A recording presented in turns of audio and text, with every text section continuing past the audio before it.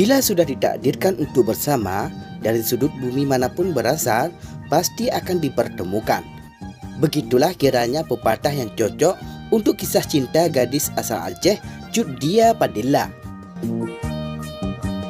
Gadis asal kota Banda Aceh ini dipersunting oleh seorang pemuda asal Pakistan bernama Paran. Acara pernikahan dua insan yang berbeda negara itu berlangsung cukup meriah, bertempat di Hotel Grand Permata Hati, Blang Oi, Kecamatan Meraksa, Kota Banda Aceh pada Minggu 19 Juni tahun 2022.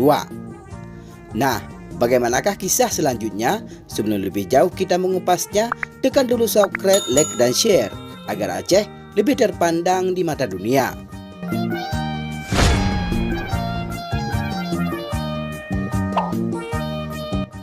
Keduanya melangsungkan akad pernikahan di lokasi dan hari yang sama pada pukul 8 waktu Indonesia Barat. Kemudian dilanjutkan dengan resepsi pernikahan dengan menggunakan adat Aceh.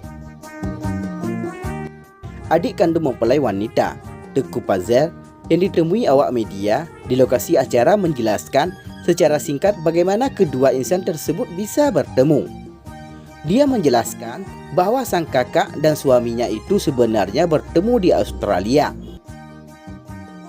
Suami dia sudah sekitar 5 tahun berada di negeri Kanguru tersebut untuk bekerja sambil berkuliah. Jadi suami kakak, Paran, sudah duluan tinggal di sana sekitar 5 tahun. Jadi kalau misalnya mau jadi warga negara Australia, harus 5 tahun ada di sana, nggak boleh keluar-keluar, ujar Pazer di sela-sela prosesi secara pernikahan dia dan Paran, Minggu 19 Juni tahun 2022. Pada awal tahun 2020, lanjutnya, sang kakak pun mendapat beasiswa berkuliah S2 di kampus tempat suaminya itu berkuliah. Setahun setelah berada di lingkungan kampus tersebut, barulah keduanya bertemu. Merasa cocok, dia dan suaminya pun saling memperkenalkan diri ke masing-masing pihak keluarga. Hubungan mereka pun mendapat restu hingga akhirnya melangsungkan pernikahan.